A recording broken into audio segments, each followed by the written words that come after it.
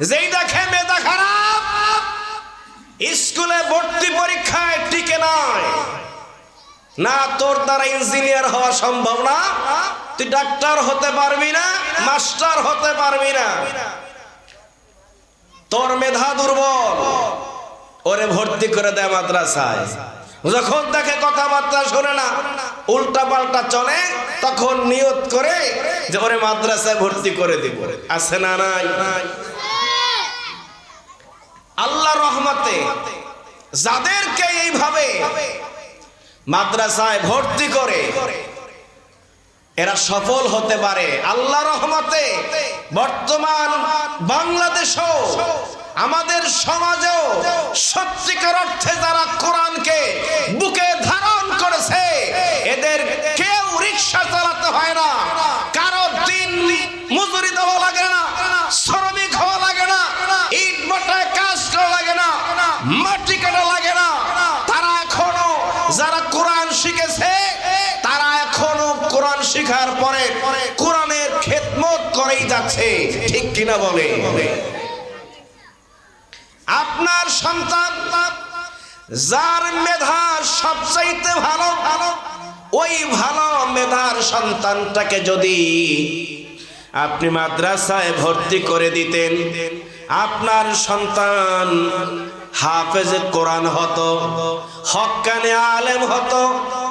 আপনার সন্তান ইসলাম দেশ মানবতার জন্য গবেষণা করত, ইসলাম দেশ মানবতার জন্য একজন দায়ী হয়ে যেত, সারা দুনিয়া ব্যাপী সুনাম আর সুখ্যাতি ছড়িয়ে যেত।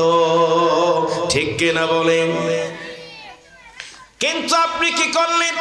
যার মেধা দুর্বল, দুষ্ট প্রকৃতির সন্তানটাকে যখন মানত করলেন, মাদ্রাসায় দিলেন, মাদ্রাসায় আপনি ভর্তি করে দিলেন, দেখছেন যেই মেধাবী সন্তান স্কুল কলেজে পড়ে হায়ার এডুকেটেড উচ্চ শিক্ষায় শিক্ষিত হলো, অনার্স পাস করেছে, মাস্টার্স পাস করেছে, চাকরি পায় না, না পাওয়ার কারণে উচ্চ শিক্ষায় শিক্ষিত ডিগ্রি থাকার কারণে ভ্যান চালাইতে পারে না, গরু চালাইতেও পারে না, এরপরে মাটিও কাটতে পারে না, এরপরে সে দিনমজুর হিসাবে শ্রমিক হিসাবে কাজও করতে পারে না, বেকার হইয়া হইয়া ঘুরে আর মূর্খ অশিক্ষিত নেতাদের পিছনে পিছনে দৌড়ায়। আছে না নাই? কিন্তু আপনার যে সন্তান মেধা দুর্বল ছিল, তাকে আপনি দুষ্ট প্রকৃতির সন্তান ভেবে মানত করলেন, মাদ্রাসায় দিয়া দিলেন, মাদ্রাসায় ভর্তি হয়ে গেল, হাফেজে কোরআন হলো, আলেম হলো, এবার মসজিদের ইমাম হয়ে গেল, মাদ্রাসার মুহতামিম হয়ে গেল, মাদ্রাসার মুদাররিস হলো, মাদ্রাসার মুহতামিম, মাদ্রাসার মুদাররিস, মাদ্রাসার মুফতি, মুহাদ্দিস, শাইখুল হাদিস হয়ে গেল। জগৎ জুড়ে তার সুনাম সুখ্যাতি ছড়িয়ে গেছে, এমন প্রমাণ আছে না না? সুতরাং মন মানসিকতা পরিবর্তন করা লাগবে। আমার যে সন্তানটার মেধা সবচাইতে ভালো, ওকে আমি মাদ্রাসায় পড়াবো, আল ইজ্জাতু ফিদ দুনিয়া ওয়াল ফাউজু ফিল আখিরা, তাহলে দুনিয়ায় ইজ্জত সম্মান পাবো, আর আখিরাতের দিন আল্লাহর জান্নাতের মেহমান হয়ে যাব। জোরে বলেন ঠিক কিনা? আমার ভাইয়েরা, বাবারা, রাসূল পাক সাল্লাল্লাহু আলাইহি ওয়াসাল্লাম বলেন, উলবিসা ওয়ালিদাহু তাজাই ইয়াউমাল কিয়ামাতি যুহু আহসানু মিন যুইশ শামসি। আলেমের মার বাবার মাথায়, হাফেজে কোরআনের মার বাবার মাথায় কিয়ামতের ময়দানে আল্লাহ রাব্বুল আলামিন এমন একটি নূরের টুপি পরিয়ে দিবেন, যেই নূরের টুপির আলো সূর্যের চাইতে বেশি ঝকঝকে হবে। এই সম্মান দেখি অন্য অন্য নবীরা বলবে রব্বুল আলামিন 1,24,000 পয়গম্বর, সকল নবীদেরকে তো আমরা চিনি, সবার সাথে আমাদের তো পরিচয় আছে গো আল্লাহ। যাদের কাজকে আসরের ময়দানে নূরের টুপি পরায়া সম্মানিত করে আরশ আজিমের উপরে সম্মান দেখায়া নূরের টুপি পরায়া বসায়া রাখলেন। ওগো আল্লাহ, এরা কোন জামানার পয়গম্বর ছিল, পরিচয় কি? আমার আল্লাহ তাআলা বলবেন, ও নবীরা রে শোনো, এরা কোন জামানার পয়গম্বর নয়, এরা আখেরি জামানার পয়গম্বর বিশ্ব নবী মুহাম্মদ রাসূলুল্লাহ সাল্লাল্লাহু আলাইহি ওয়াসাল্লামের উম্মত। এরা হচ্ছে আলেমের মা আর বাবা। সুবহানাল্লাহ বলেন। এ বাবা নিয়ত করেন, আজ থেকেই নিয়ত করেন আপনার সন্তানকে আপনি নূরে মদিনা মডেল মাদ্রাসায় ভর্তি করে দিবেন। আজ থেকে নিয়ত করেন আপনার নাতিকে, আপনার নাতনিকে এই নূরে মদিনা মডেল মাদ্রাসায় ভর্তি করে দিবেন। আপনি যেদিন কবরে চলে যাবেন, আপনার সন্তান আপনার জানাজা পড়াবে। আল্লাহর কসম করে বলি বা বিশ্বাস করেন, আল্লাহ রসুলের হাদিস, রসুল করিম সাল্লাল্লাহু আলাইহি ওয়াসাল্লামের হাদিস থেকে প্রমাণিত হয়ে যায়, আলেমের মা আর বাবা যখন অন্ধকার কবরে চলে যাবে, সন্তান যদি জানাজা পড়ায়া কবরে নামায়া দেয়, ওই মা বাবা এত বেশি সম্মানিত হবে। বর্তমান পৃথিবীর যিনি সম্মানিত ইমাম, হেরাম শরীফের ইমাম, কাবা ঘরের ইমাম আব্দুর রহমান আস-সুদাইসি সাহেব যদি জানাজা পড়ায়, তাইলে কবরে গিয়ে যে সম্মান পাবেন, তার চাইতে আপনার সন্তান জানাজা পড়াইলে কবরে বেশি সম্মানের মালিক হয়ে যাবে। আপনার সন্তান আপনার জানাজা নামাজ যখন পড়াবে, সন্তান যখন আপনাকে কবরে নামাবে, বিসমিল্লাহি ওয়া আলা মিল্লাতি রাসূলিল্লাহ বলবে, সন্তানের চোখ থেকে যখন এক ফোঁটা পানি বের হয়ে যাবে, সন্তান যখন মনে মনে শুধু দোয়াটা পড়বে, রব্বির হামহুমা কামা রব্বায়ানি সগীরা, সবাই পড়েন রব্বির হামহুমা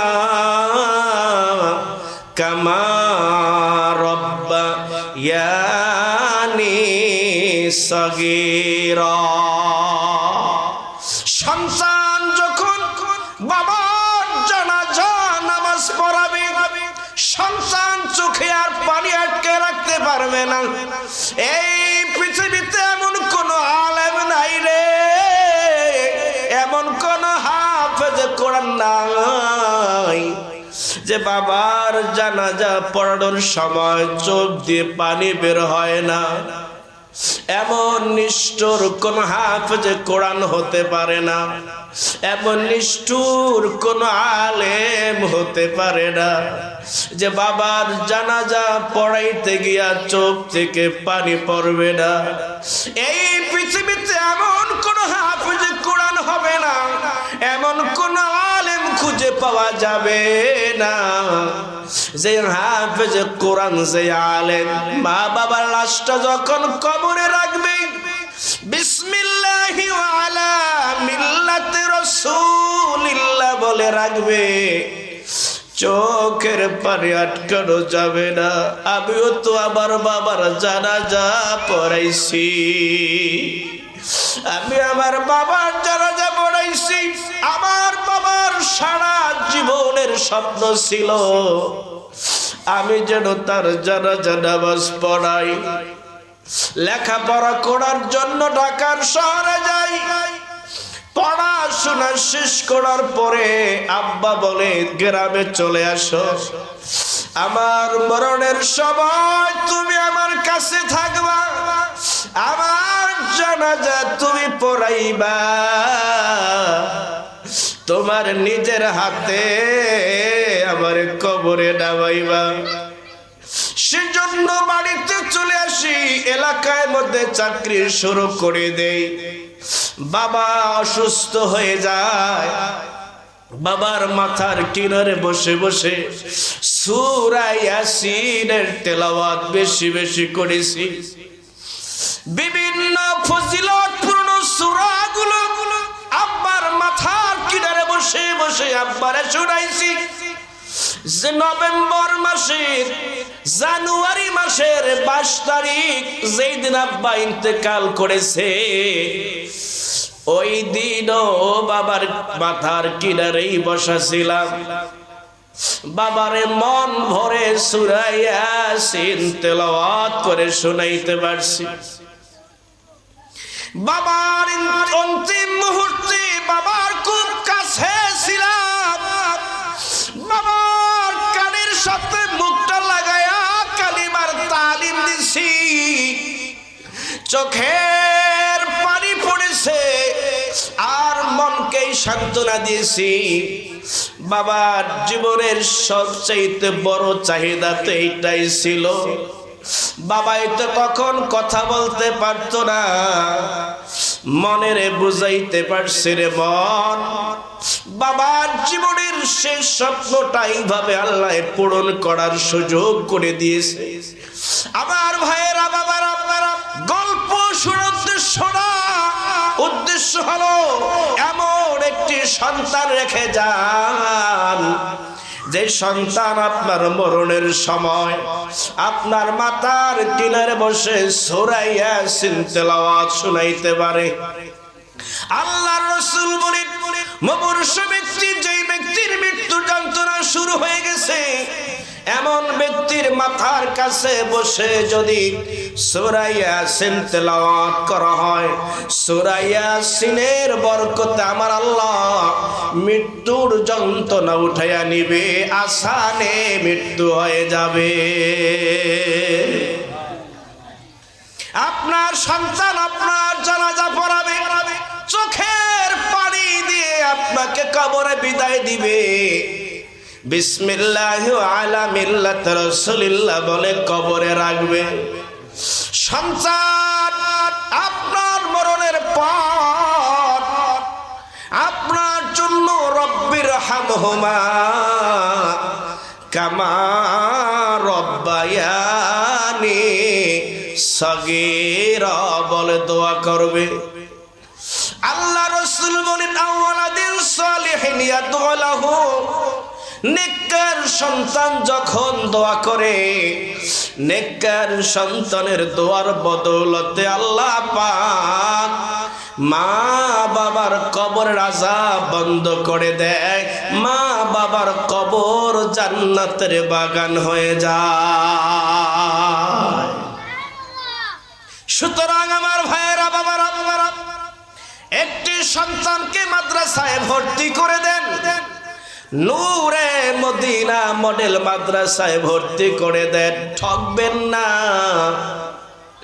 কি মনে করেন মাঝে মধ্যে বলি, আমি রুহুল আমিন সাইফি যদি স্কুল কলেজে পড়তাম, তাইলে কলেজের একজন লেকচারার হয়ে যাইতাম, কলেজের প্রভাষক হইতাম। মাদ্রাসায় পড়ার কারণে আরবি প্রভাষক হয়েছি, কই দাম তো কমলো না, একটু তো কমলো না। স্কুল কলেজে পড়লে একটাই পরিচয় থাকতো, একটাই খেদমত চলতো, শুধু পাঠদান করতে পারতাম, আর কিছুই হতো না। মাদ্রাসায় পড়ার কারণে পাঠদান চলে, মাদ্রাসায় চাকরিও চলে, মসজিদ ইমামতি চলে, ওয়াজ মাহফিলও চলে। আমার আল্লাহ সম্মান অনেক গুণ বাড়াইয়া দিছে, কথা বলেন ঠিক কিনা? কেন হীনমান্যতায় ভুগতেছি? অনেকে আছে মাদ্রাসায় পড়তে চায় না, স্কুল কলেজে দৌড়াও। ও ভাই, কেন দৌড়াও? না মাদ্রাসায় লেগে থাকো। আমার আল্লাহ আলেমদেরকে সম্মান করে। আলেমদের এত দাম, আলেমদের এত দাম। রাসূল করিম সাল্লাল্লাহু আলাইহি ওয়াসাল্লাম বলেন, ফাদলুল আলিমি আলাল আবিদি কাফাদলিল কমারি ফি লাইলাতিল বদরি আলা সাইরিল কাওয়াকিব। আল্লাহর রাসূল বলেন, আবেদের উপরে আলেমের তেমন সম্মান আকাশের লক্ষ লক্ষ তারকার মাঝে পূর্ণিমার চাঁদ যেমন দামি, এই পৃথিবীর লক্ষ লক্ষ আবেদের উপরে একজন আলেম তেমন দামি। সুতরাং আলেম হওয়ার স্বপ্ন দেখো। রাসূল পাক সাল্লাল্লাহু আলাইহি ওয়াসাল্লাম বলেন, কোন আলেম তুমি আলেম হও, আও মুতাআল্লিম অথবা আলেমের ছাত্র হও, আও মুস্তামিআন অথবা আলেমের বয়ান শোনো, আও মুহিব্বান আলেমের সাথে সম্পর্ক লাগাও, এর বাহিরে যাও না। এর বাহিরে পঞ্চম নাম্বারে গেলে ধ্বংস হয়ে যাইবা। সুতরাং বাহিরে যাওয়ার কোনো সুযোগ নাই। ঠিক কিনা বলেন?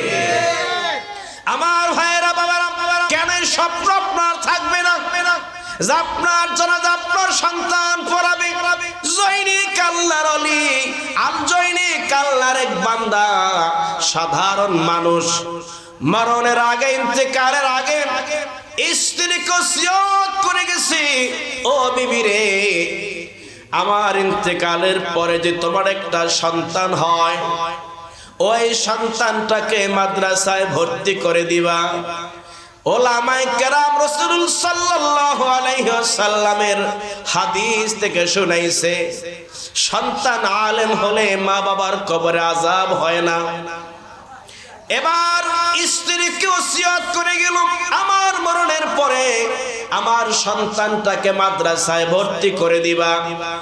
স্ত্রী স্বামীর ওসিয়ত অনুযায়ী সন্তানকে মাদ্রাসায় ভর্তি করে দিল।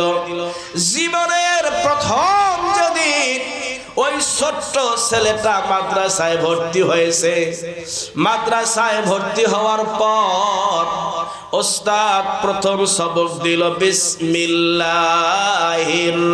রহমানির রহিম।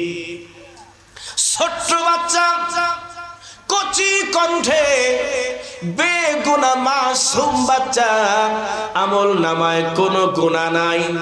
যখন বিসমিল্লাহর সবক নিছি, ওই ছোট্ট বাচ্চাটার বাবার কবরে জাহান্নামের আগুন জ্বলতেছিল। আমার আল্লাহ তাআলা জাহান্নামী ফেরেশতাদেরকে অর্ডার করলেন, ও জাহান্নামী ফেরেশতারা রে, আমার এ বান্দার স্বপ্ন ছিল সন্তান যদি আলেম হয় তাইলে তার বাবার কবরে আযাব হবে না। এই ছোট্ট বাচ্চাটা মাদ্রাসায় ভর্তি হয়েছে, বিসমিল্লাহর সবক নিয়েছে। বিসমিল্লাহর মধ্যে আমার দুইটা সিফাতি নাম আছে, রহমান রহিম। ও ফেরেশতারে, এই ছোট্ট বাচ্চার কণ্ঠে বিসমিল্লাহর সবকের তেলাওয়াত শুনে আমার মনটা ভরে গেছে। আমার আল্লাহ তাআলা বলেন, যাও এই মুহূর্তে এই ছোট্ট বাচ্চার বাবার কবর জান্নাতের বাগান বানায়া দাও। সুতরাং আপনার সন্তানকে মাদ্রাসায় পড়ান, ঠকবেন না। মাদ্রাসায় পড়ান, হক্কানি আলেম বানান। এই মাদ্রাসা নূরে মদিনা মডেল মাদ্রাসা এলাকার জন্য আল্লাহর পক্ষ থেকে বড় একটি নিয়ামত। ঠিক কিনা বলেন? আমি মাঝে মধ্যে